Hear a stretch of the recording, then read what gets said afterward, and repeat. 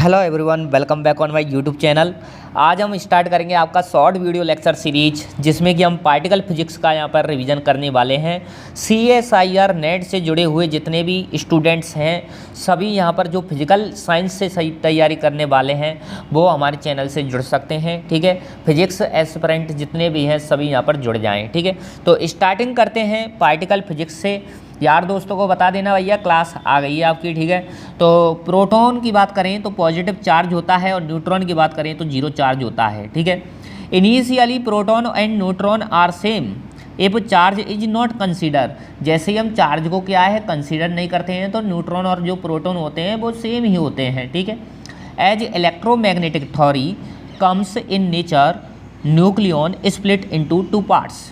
ये दो पार्ट में क्या हो जाता है, स्प्लिट हो जाता है। जो आपके पास यहाँ पर न्यूक्लियंस होता है जो कि प्रोटॉन और neutron.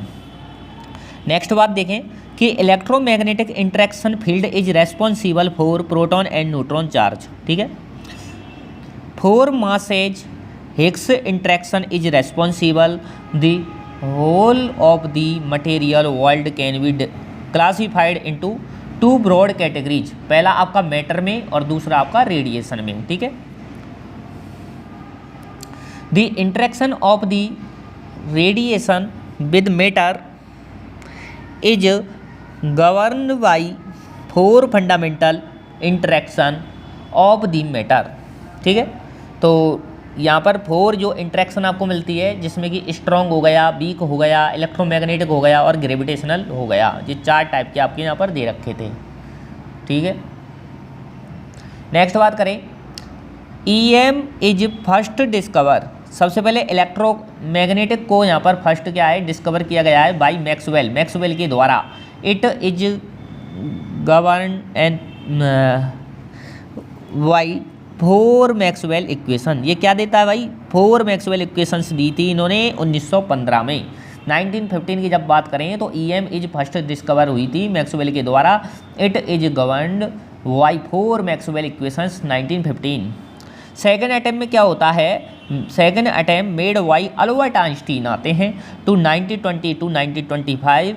Combine electromagnetic interaction with gravitational but failed. इन्होंने क्या किया था अल्बर्ट आइंस्टीन ने कि इलेक्ट्रोमैग्नेटिक इंटरेक्शन है उसको कंबाइन किया था ग्रेविटेशनल के साथ में, लेकिन वो थ्योरी यहाँ पर फेल हो गई थी। अगली बात करें तो attempt to combine weak interaction with electromagnetic called electroweak theory. तो ये भी यहाँ पर क्या है, इलेक्ट्रो वीक थ्योरी आई थी जब हमने थर्ड टाइम यहाँ पर अटेम्प्ट किया था। ठीक है, अगला है यहाँ पर grand unified theory to combine all four. ये सभी को जब यहाँ पर ऐड कर लिया हमने तो ग्रांड यूनिफाइड थ्योरी हमको यहाँ पर मिली है इन सभी को कंबाइन करने के बाद में। ठीक है, यहाँ तक आपको समझ में आया होगा, दिस सिनेरियो पूरा कंप्लीट समझ में आया होगा आपको। ठीक है, स्क्रीनशॉट ले लेना भाई। बात करेंगे नेक्स्ट की। ठीक है, आ जाओ।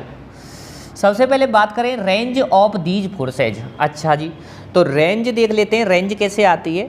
सबसे पहले ग्रेविटेशनल के लिए हम बात करें तो फॉर्मूला तो आप सभी जानते हो कि F बराबर क्या होता है, Gm1m2 upon r² r cap. ये वाला फॉर्मूला सभी को यहाँ पर पता है। यहाँ पर मास m1, ये मास ऑफ m2, यहाँ पर r², इन दोनों जो मास है उनको सेपरेटेड बाई ये डिस्टेंस r, उसका यहाँ पर स्क्वायर कराए, और r कैप यहाँ पर डायरेक्शन को बताता है जो ग्रेविटेशनल फोर्स की है। ठीक है, और G यहाँ पर ग्रेविटेशनल कांस्टेंट होता है। ठीक है, तो direction of force is along the line joining two masses when R tends to infinite और F टेंड्स टू 0।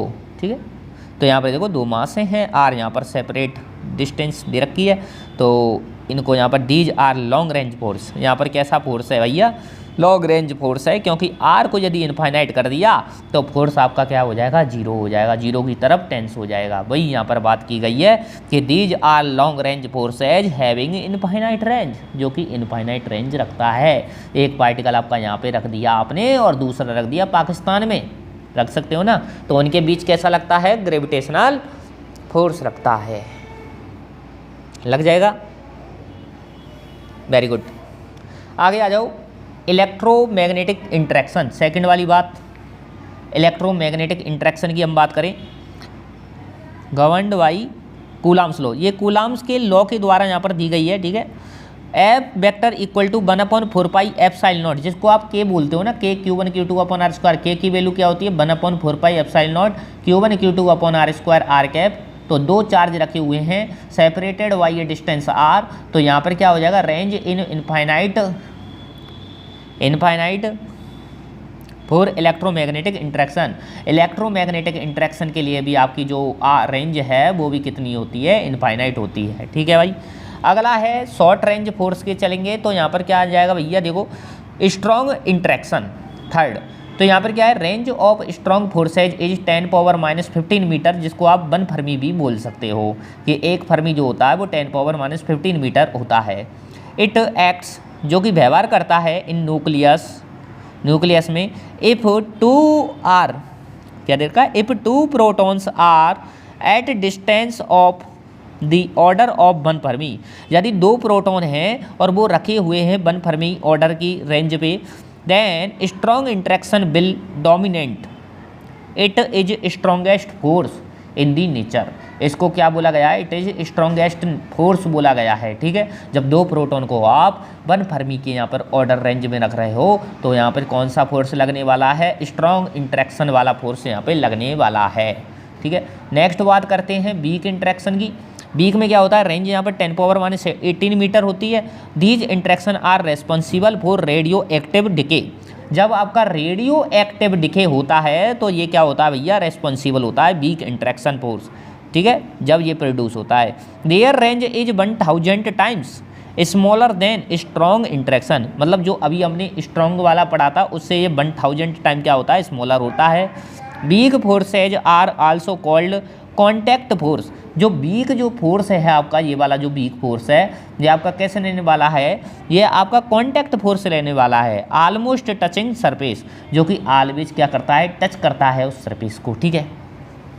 अब यदि स्ट्रेंथ की हम बात करें तो इसके ऊपर भी एक बार निगाह आप बना लो कि the order of strength of the 4 interaction is as follows as. तो स्ट्रॉन्ग दिया है, इलेक्ट्रोमैग्नेटिक दिया है, वीक दिया है और ग्रेविटेशनल दिया है। तो यहाँ पे आप कर सकते हो, इसको यहाँ पर 1 बोल दिया, यदि स्ट्रॉन्ग को हमने 1 बोला है तो इलेक्ट्रोमैग्नेटिक 10⁻⁻2, वीक को आपने 10⁻⁻13 और ग्रेविटेशनल को 10⁻⁻42, या अप्रोक्सीमेट हम बात करें 10⁻⁻39, ऐसा आप यहाँ पर कर सकते हो इस टाइप से, ठीक है। यहाँ तक आपको समझ में आया होगा। नेक्स्ट बात कर रहे हैं, अब हम नेक्स्ट बात करते हैं, एक सेकेंड, ये आ गया आपका कंप्लीट है ना। बात करते हैं नेचर की। The nature of the force can be explain by Maxwell classical theory as well as by quantum mechanical explanation, ठीक है। नेचर में क्या हुआ था, द नेचर ऑफ दी जो फोर्सेज हैं कैन बी एक्सप्लेन, उनको एक्सप्लेन किया गया था बाय मैक्सवेल के द्वारा, क्लासिकल थ्योरी के द्वारा, as well as by quantum mechanical explanation के द्वारा। According to Maxwell, a charge create, कोई चार्ज है उसको क्रिएट किया जा रहा है, a field create a field around it and intensity of field due to this charge. तो उस चार्ज को यहाँ पर इंटेंसिटी क्या होती है, ई बराबर 1/4 epsilon naught Q upon R square, यहाँ पर इस तरीके से हम बताते थे, ठीक है। एनोदर चार्ज यदि स्मॉल q है तो उसके लिए फोर्स क्या लगता था, F बराबर Q मल्टीप्लाई विद ही, यदि Q यहाँ पर स्मॉल क्या है, चार्ज है, तो F बराबर Q ही, इस टाइप से, ठीक है। तो यहाँ पर नेक्स्ट बात करते हैं, एक second. The interaction between 2 charge, यहाँ पर देखो, the interaction between 2 charge particles take place because of the exchange of the particles called virtual photon. उनको क्या बोलते हैं, जो एक्सचेंज ऑफ द पार्टिकल्स होते हैं उनको वर्चुअल फोटोन्स नाम दिया गया है। It is constant with Heisenberg uncertainty principle. जो हाइजेनबर्ग का अनसर्टेनिटी प्रिंसिपल है, जिसमें कि क्या होता है, delta E multiply with delta T greater than equal to H cut, ये दिया है। एच कट यहाँ पर इसको ड्रैग कांस्टेंट आप बोलते हो, जिसको आप h/2π भी लिख सकते हो, एच कट बराबर h/2π भी आप लिख सकते हो, ठीक है। तो यहाँ पे डायग्राम आप ये बना लेना इसके लिए, ठीक है, कोई दिक्कत नहीं है। तो नेक्स्ट हम बात करें, देखो यहाँ पे 4 time delta T delta E amount of energy. यहाँ पर डेल्टा टी टाइम पर हम क्या कर रहे हैं, जो स्मॉल टाइम यहाँ पर डेल्टा टी दिया हुआ है, तो delta E amount of energy can be created. इसको delta E amount of energy को कैन आप क्रिएट कर सकते हो और कैन भी डिस्ट्रॉय कर सकते हो। We don't know what is happen in time delta T. आप ये नहीं बता सकते कि इस डेल्टा टाइम में क्या हैपन हुआ है, क्या हुआ है। In delta T time interval we can create as well as we can destroy delta E amount of energy consistent with the Heisenberg uncertainty relation delta E multiply delta T greater than equal to H cut. ठीक है, H cut क्या है, drag constant है, h/2 इसकी value होती है। ठीक है, यदि डायरेक्टली वैल्यू में बताऊं तो 1.054 × 10⁻⁻34 जूल सेकंड होती है। ठीक है, इतना आपको पता होना चाहिए। नेक्स्ट अब देख लो, इसी में रेंज की हम बात करें तो रेंज बराबर क्या होती है, स्पीड मल्टीप्लाई विद टाइम। ये तो जानते हो ना, रेंज क्या होती है, स्पीड मल्टीप्लाई विद टाइम। तो स्पीड क्या है भैया, स्पीड ऑफ लाइट है, c से रिप्रेजेंट कर दिया, प्रकाश की चाल c मल्टीप्लाई डेल्टा टी, तो c मल्टीप्लाई एच कट अपन डेल्टा ई। ये कहाँ से आया, ये यहाँ से आया हाइजेनबर्ग से। यदि आप यहाँ पे डेल्टा टी को यदि कैलकुलेट करोगे तो H cut upon delta E ये रख सकते हो, तो यहाँ पे H cut upon delta E आ गया। तो यहाँ पर देखो c multiply with H cut upon M C square, delta E को आप यहाँ पे एम सी स्क्वायर बोल सकते हो आइंस्टीन के नियम से। अल्बर्ट आइंस्टीन ने E बराबर एम सी स्क्वायर दिया था ना, तो उससे लिखा है। तो यहाँ पे क्या आ गया, H cut upon M C, क्योंकि C से एक C कैंसिल हो जाएगा, ये आ जाएगा। यहाँ पर m क्या है भाई, मास ऑफ एक्सचेंज पार्टिकल है। m क्या है, capital M mass of exchange particle है। ये यहाँ तक आपको समझ में आई पूरी थ्योरी। अब नेक्स्ट स्टार्ट करते हैं, एक बार देख लो आप। ठीक है भाई, एक बार देख लीजिए। Very good. देखिए नेक्स्ट मैं बात करूं यहाँ पे, तो range of the interaction is inversely proportional to the mass of particle being exchanged. दो एक्सचेंज यहाँ पर क्या आया है, अभी हमने बात की थी ना किसकी, मास ऑफ एक्सचेंज की हमने बात की है। तो मास ऑफ एक्सचेंज पार्टिकल जो आया है कैपिटल M है, और R क्या है, रेंज है, तो R प्रोपोर्शनलिटी 1/m आ गया। ये वाला फार्मूला बहुत ही इंपॉर्टेंट फार्मूला है, इसको एक कोष्टक में आप बंद कर लीजिए। ठीक है, यहाँ से सवाल आए तो बता रहा हूँ। ठीक है, तो इलेक्ट्रोमैग्नेटिक इंटरेक्शन के लिए तो आपने अभी पढ़ा है थोड़ी देर पहले जस्ट कि R क्या है, इनफाइनाइट है। ये लार्ज रेंज के लिए है, इनफाइनाइट रेंज होती है। तो mass of exchange particle will hair rest mass 0। तो यहाँ पे तो रेस्ट मास क्या हो जाएगा भैया, यदि ये इनफाइनाइट कर दिया तो ये तो 0 ही होने वाला है। आप समझते हो बात को, 0 करूँगा जब भी तो इनफाइनाइट होगी आपकी रेंज। ठीक है, और किसके लिए बोल रहे हैं, इलेक्ट्रोमैग्नेटिक इंटरेक्शन के लिए बोल रहे हो। ठीक है, तो यहाँ पे कैसे होता है, फोटॉन्स। तो यहाँ पे फोटॉन्स किसका एग्जाम्पल है, इस इलेक्ट्रोमैग्नेटिक इंटरेक्शन का एग्जाम्पल है। इसमें यहाँ पर फोटॉन्स को यहाँ पर यूज करोगे आप, क्योंकि फोटॉन्स क्या है भैया, फोटॉन्स जो होते हैं वो रेस्ट मास है उसका 0 मास है, मास लेस होता है, और ये क्या रखता है भाई, रेंज क्या है, इनफाइनाइट है। ठीक है, उसके लिए when electromagnetic field is quantized then get particle and for electromagnetic interaction is particle the interaction the particle which continuously exchange is phone। ठीक है, समझ गए ना बात को।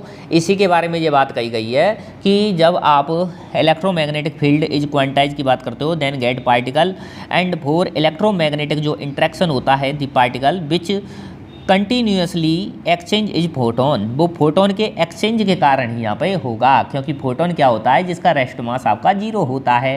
ठीक है, अगली बात करें ग्रेविटेशनल इंटरेक्शन की। अब ग्रेविटेशनल में भाई साहब इसमें भी रेंज को आपने इनफाइनाइट किया हुआ है, कराया हुआ है ना, अभी पहले इसमें पढ़ाया था तो आपको बताया था कि रेंज क्या होती है, इनफाइनाइट होती है। एक बार आप बैक करके आराम से वीडियो को देखना, मैं थोड़ा फास्ट चल रहा हूँ क्योंकि ये एक रिवीजन बैच है ना, तो और पूरा कंप्लीट भी पढ़ाना है, तो समझो थोड़ा बात को आप थोड़ा स्लो कर सकते हो यदि, और यदि जिनको ऐसा लग रहा है कि मैं स्लो हूँ तो वो थोड़ा सा फास्ट कर लेना, यूट्यूब पे ये ऑलवेज रहेगी है ना क्लासेज। ग्रेविटेशनल इंटरेक्शन की बात करें तो R इक्वल टू यहाँ पर इनफाइनाइट है, और एक्सचेंज पार्टिकल क्या है भाई, यहाँ पे ग्रेविटॉन है। ठीक है, it has not been discover yet, it has not been discover yet when, यहाँ पे क्या हुआ, whenever will be discovered it is 0 rest mass and spin 2। ठीक है, ग्रेविटेशनल जो इंटरेक्शन है आर रेंज क्या है यहाँ पे इन्फाइनाइट है, एक्सचेंज पार्टिकल ग्रेविटॉन है, it has not been discover yet, whenever it will be discover it has zero rest mass, पहली बात, एंड स्पिन 2 होनी चाहिए। अब है अगला बात स्ट्रॉन्ग इंटरेक्शन के लिए, ये छोटी छोटी जो बातें हैं वो गेट के एग्जाम में यहाँ पर आपको मल्टीपल सेलेक्टिव क्वेश्चंस देके यहाँ पर पूछ ली जाती हैं, तो ये सब इसलिए मैं यहाँ पे आपको बता रहा हूँ, तो आप थोड़ा सा यहाँ पर नोटिस कर लीजिए और आपको ये पता भी होना चाहिए, ठीक है। तो स्ट्रॉन्ग इंटरेक्शन के लिए बात करें तो रेंज कितनी आई थी, 10⁻⁻15 मीटर आई थी, जिसको आप 1 फर्मी भी आप बोलते हो, ठीक है। तो से आप क्या कह सकते हो, यदि R इक्वल टू 2 × 10⁻⁻15 मीटर है तो R equal to H cut upon M C, यहाँ पर m क्या हो जाएगा भैया, इसको R मल्टीप्लाई विद R, ये क्या हो जाएगा H cut upon R C, यहाँ अपने एक्सचेंज कर लिया इधर उधर भेज के, तो यहाँ पर क्या हो जाएगा एच कट जो होता है उसको h/2π लिखते हो, और h की जो वैल्यू होती है उसको बोलते हो प्लांक कांस्टेंट। प्लांक कांस्टेंट की एक वैल्यू होती है 6.626 × 10⁻34 जूल सेकंड में होता है ये, अपॉन में क्या आ जाएगा 2π, एच कट को h/2π लिख सकते हो, तो 2 × 3 × 14 आ जाएगा, मल्टीपल में यहाँ पर r की वैल्यू क्या है 2 × 10⁻⁻15 मीटर है, इसको रख दिया, मल्टीपल में क्या आ जाएगा c जो वेलोसिटी ऑफ लाइट है 3 × 10⁸। इस तरीके से कंप्लीट जब इसको सॉल्व करोगे, और 1 इलेक्ट्रॉन वोल्ट क्या होता है 1.6 10⁻⁻19 जूल होता है, और m जो आ जाएगा यहाँ पे कंप्लीट सॉल्यूशन करने के बाद में वो 100 मेगा इलेक्ट्रॉन वोल्ट आ जाएगा। जब आप इसको कंप्लीटली सॉल्व कर लोगे तो m बराबर 100 मेगा इलेक्ट्रॉन वोल्ट यहाँ पे आपको मिलेगा, ठीक है। तो भैया ये किसके लिए मिला है, ये स्ट्रॉन्ग इंटरेक्शन के लिए मिला है, ठीक है। जैसे कि 2 प्रोटॉन हम रखते थे, 2 फर्मी यहाँ पर इस ऑर्डर की रेंज पे हम रख रहे हैं दोनों को, तो यहाँ पर स्ट्रॉन्ग इंटरेक्शन यहाँ पर होता है, समझ में आया। तो एक्सपेरिमेंटली हम क्या कह सकते हैं, देख लिए एक बार आप ये देख लो, very good. Experimentally it has been confirmed that the exchange particle in case of strong interaction are pi plus pi naught pi minus their masses are of the order of 100 mega electron volt, और कोष्टक में दिया हुआ है 140 mega electron volt, ठीक है। तो strong के लिए अब आपको देखना होगा भैया पाई की जो फैमिली है पायोन की, जिसमें pi plus pi not pi minus 3 range में होता है, ये बाद में आपको बता दूंगा कैसे होता है, ठीक है। तो पाई प्लस पाई नॉट और pi minus, their mass number क्या हो जाएंगे, masses are of the order of कितने 100 मेगा इलेक्ट्रॉन वोल्ट ऑर्डर के होते हैं, तो इसलिए इनको किस में यूज किया जाएगा, स्ट्रॉन्ग इंटरेक्शन में यूज किया जाएगा। नेक्स्ट बात करें अब देखो वीक इंटरेक्शन की, सॉरी, तो वीक इंटरेक्शन में क्या होता है, R इक्वल टू या अप्रोक्सीमेट इक्वल टू कितना देखा है 10⁻18 मीटर, ठीक है। तो उससे 1000 टाइम्स यहाँ पर क्या होता है स्मॉलर होता है, जो स्ट्रॉन्ग इंटरेक्शन इससे पहले आपने पढ़ा था, तो उससे ये क्या होता है 1000 टाइम्स क्या होता है स्मॉलर होता है आपका वीक इंटरेक्शन। तो m इक्वल टू क्या आता है, फॉर्मूला तो आपको जानते ही हो आप, ठीक है, फॉर्मूला तो आपने पढ़ा था, जो रेंज का फॉर्मूला होता है वो क्या होता है H cut upon M C, तो यहाँ से आपने इनको एक्सचेंज करके क्या निकाला था m बराबर H cut upon R C, H cut को फिर दोबारा h/2π लिखना है, ठीक है। तो एच कट को क्या लिखना है आपको h/2π, एच की value 6.626 × 10⁻34 joule second upon 2 × 3.14 multiply में r क्या है यहाँ पर देखो 2 × 10⁻18 और 3 × 10⁸, तो ये आ जाएगा भैया 100 मेगा इलेक्ट्रॉन वोल्ट, तो यहाँ पे आया ही था, और आपको मैंने बताया था कि 1000 टाइम ये क्या है भैया स्मॉलर है, तो मल्टीप्लाई 1000 का हो जाएगा 10⁵ मेगा इलेक्ट्रॉन वोल्ट आ जाएगा। यदि हम इसको क्या लिख सकते हैं 100 गीगा इलेक्ट्रॉन वोल्ट, इसको 100 गीगा इलेक्ट्रॉन वोल्ट हम यहाँ पे लिख सकते हैं। तो experimentally it has been confirmed the mass of the exchange particle in weak interaction is of the order of 100 giga electron volt. तो यहाँ पे क्या होना चाहिए भैया गीगा इलेक्ट्रॉन वोल्ट ऑर्डर का यहाँ पर क्या होना चाहिए मास होना चाहिए वीक के लिए। तो exchange particle W plus minus एक तो ये वाला होता है, ठीक है, और एक आपका Z0 बोसॉन, ये बोसॉन्स होते हैं, इनको आप याद रख लेना। ये जैसा मैंने एग्जाम्पल बताया ऐसा ही यहाँ पर छप जाएगा एग्जाम में, यदि यहाँ से क्वेश्चन आपका बनता है। W+- देखने को मिल जाए एक्सचेंज पार्टिकल, या Z0 जहाँ पर बोसॉन्स देखने को मिलता है, बोसोनिक जो पार्टिकल्स हैं। तो आप यहाँ पे डायरेक्टली बोल सकते हो कि ये भैया कैसी इंटरेक्शन है, वीक इंटरेक्शन है, यदि यहाँ पे आपको क्या मिल जाए, ये मिल जाए। ठीक है, समझ में आया। अगला यहाँ पे समराइज कर रहे हैं हम एक टेबल को, ठीक है, टेबल के माध्यम से समराइज कर रखा है। देखो इंटरेक्शन दे रखी है, स्थानांतरण दे रखी है, रेंज दे रखी है, एक्सचेंज पार्टिकल, मास, स्पिन, और क्या दे रखा है यहाँ पे, थ्योरी ऑफ एक्सप्लेनेशन, जिस थ्योरी के द्वारा इसको एक्सप्लेन किया गया है वो आपको यहाँ पर गिवन है। ठीक है, तो इस टेबल को आप एक बार स्क्रीनशॉट ले लो, इसका कंबाइन एक स्क्रीनशॉट पूरी टेबल का ले लो। ठीक है, जो भी समझाया हुआ है उसको यहाँ पर शॉर्ट में हमने दिखाया हुआ है। ठीक है, तो ये आपका कंप्लीट यहाँ पर देख लीजिए। ठीक है,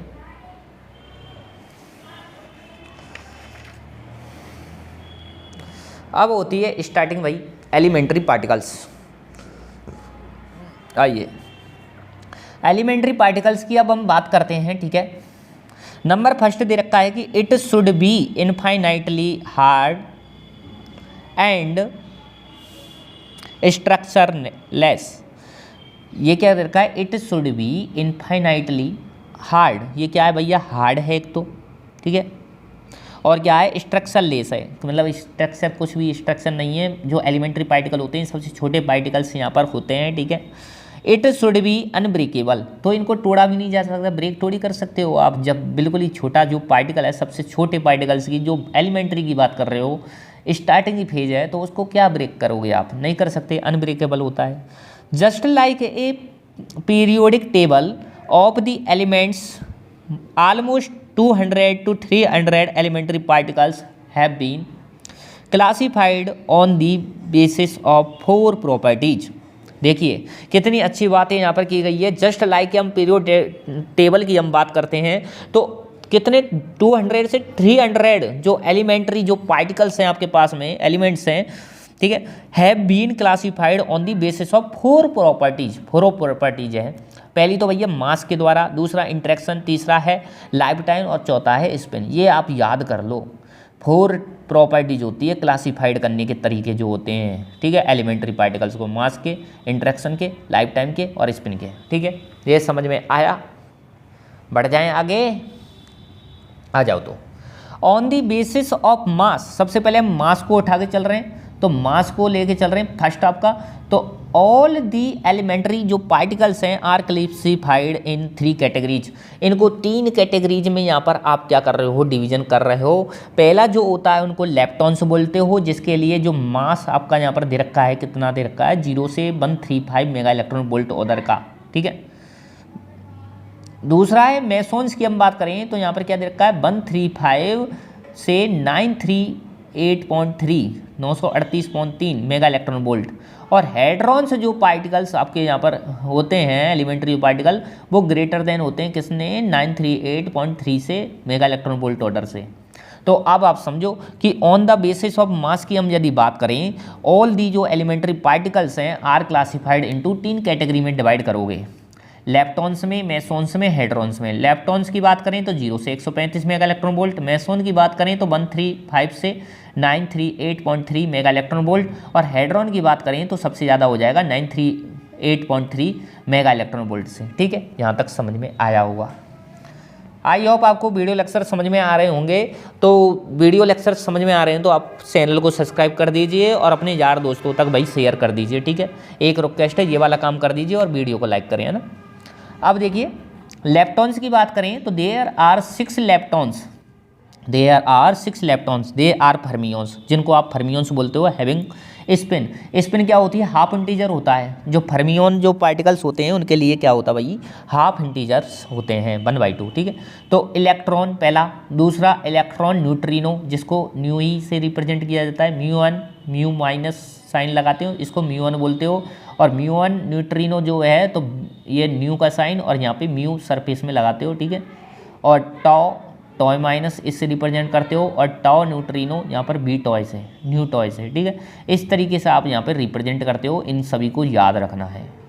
ये लेप्टॉन फैमिली है आपकी पूरी कंप्लीट, जिसको 6 लेप्टॉन्स फैमिली बोलते हो। यहाँ पे आपका इलेक्ट्रॉन होता है, फिर इलेक्ट्रॉन का क्या होता है, इलेक्ट्रॉन न्यूट्रिनो होता है, फिर म्यूऑन होता है, और म्यूऑन का फिर न्यूट्रिनो म्यूऑन होता है, और टॉय होता है, फिर टॉय न्यूट्रिनो होता है। ये सभी आप याद कर लोगे जिनके सिम्बल्स ये हैं। अब चार्ज की बात करें तो भैया इलेक्ट्रॉन पर नेगेटिव साइन होता है, -1 होता है। इलेक्ट्रॉन न्यूट्रिनो पे कुछ भी नहीं होता, 0 होता है। म्यूऑन पे फिर दोबारा -1 होता है, म्यूऑन न्यूट्रिनो पे फिर दोबारा 0 होगा, और टॉय पे यहाँ पर टॉय -1 होगा, और यहाँ पर टॉय न्यूट्रिनो पे 0 रहेगा। तो आप देख रहे हो न्यूट्रिनो जहाँ पे भी है वहाँ पे आपका चार्ज क्या है भाई, 0 है। और जो आपका इलेक्ट्रॉन है, म्यूऑन है और टॉय है, उस पर क्या है, -1 चार्ज है। मास की हम बात करें तो यहाँ पर इलेक्ट्रॉन के लिए 0.511 मेगा इलेक्ट्रॉन वोल्ट बिल्कुल सही है। इलेक्ट्रॉन न्यूट्रिनो का तो फिर मास भी नहीं होगा। म्यूऑन की हम बात करें 105.6 मेगा इलेक्ट्रॉन वोल्ट होता है, और म्यूऑन के लिए तो भैया न्यूट्रिनो के लिए 0 रहेगा। टॉय के लिए हम बात करें, तो यहाँ पर 1786 mega electron volt, 1786 mega electron volt, जो कि एक क्या है भैया, एक्सेप्शन है, ये अपवाद है ना। ऐसा पॉसिबल नहीं होना चाहिए था, लेकिन है, क्या करें, है ना। और यहाँ पर देखो ये दे रखा है कि म्यूऑन क्या है, यहाँ पे अनस्टेबल है, और टॉय की क्या है आपका, अनस्टेबल है। समझ रहे हैं यहाँ तक बात को। ये पूरी आपकी लेप्टॉन फैमिली हो गई। अब चलते हैं हम लेप्टॉन नंबर की तरफ, आ जाओ। लेप्टॉन नंबर क्या होते हैं, all those particle which are lepton their leptonic number will be 1। देखो यहाँ पर क्या बात कहना चाहता है कि ऑल दोज पार्टिकल, जो जितने भी पार्टिकल्स हैं आपके पास में, विच आर लेप्टॉन्स, जो कि लेप्टॉन्स हैं, है ना, तो देयर लेप्टॉनिक नंबर, लेप्टॉन्स है तो उनके लेप्टॉनिक नंबर क्या होगा, +1 पॉजिटिव 1 होगा। एंड फोर एंटी लेप्टॉन है, यदि एंटी लेप्टॉन है तो आपका लेप्टॉनिक नंबर क्या रहने वाला है, -1 रहने वाला है। और यदि अदर की बात करेंगे, ना तो लेप्टॉन है ना एंटी लेप्टॉन है, उसके लिए भाई 0 होने वाला है, ठीक है, उसके लिए कुछ ही नहीं बोल सकते। और लेप्टॉन्स कौन कौन से हैं ये आपको पता चल गया, इलेक्ट्रॉन है, म्यूऑन है, और तीसरा आपका टॉय है, और इनके एंटी न्यूट्रिनो ये हैं भैया, ठीक है, इलेक्ट्रॉन न्यूट्रिनो, म्यू न्यूट्रिनो और टॉय न्यूट्रिनो। समझ गए, ये 6 जो फैमिली है वो लेप्टॉन फैमिली है, और इनके एंटी न्यूट्रिनो भी पॉसिबल हो सकते हैं, वो भी देख लेंगे। आ जाइए,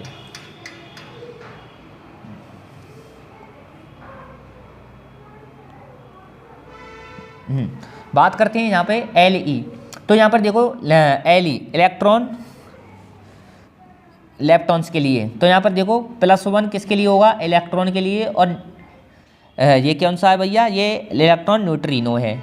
यहाँ पर देखो ये एंटी पार्टिकल है, किसका, इलेक्ट्रॉन का, ये पॉजिट्रॉन जिसको आप बोलते हो पॉजिट्रॉन, ठीक है, और इसको एंटी न्यूट्रिनो, इनको क्या बोलोगे, एंटी न्यूट्रिनो ऑफ इलेक्ट्रॉन, ठीक है।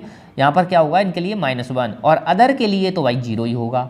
इसी प्रकार एल म्यू की बात करें तो यहाँ पर भी पॉजिटिव +1 होगा, म्यू माइनस, और बी म्यू जिसको म्यूऑन बोलते हो, इसको क्या बोलोगे, म्यूऑन न्यूट्रिनो बोलोगे, बी म्यू। और इसके लिए देखो म्यू प्लस, ये क्या है भैया, ये आपका एंटी म्यूऑन है, और यहाँ पर क्या है, एंटी म्यूऑन न्यूट्रिनो है, तो इसके लिए -1 हो जाएगा, और 0 किसके लिए, अदर के लिए हो जाएगा। नेक्स्ट बात इसके लिए कर लो, एल टॉ, इसके लिए +1 किसके लिए, टॉय के लिए, और यहाँ पर क्या है, टॉय न्यूट्रिनो के लिए क्या रहेगा, +1। लेकिन इनका यदि हम एंटी पार्टिकल देखें, टॉय प्लस और क्या है, एंटी न्यूट्रिनो टॉय, तो इसके लिए -1, अदर के लिए हम देखेंगे तो 0 आ जाएगा, ठीक है। तो यहाँ पे आप बात करो, एक बार देखो कि नोट दे रखा है, फॉर एनी एलिमेंट्री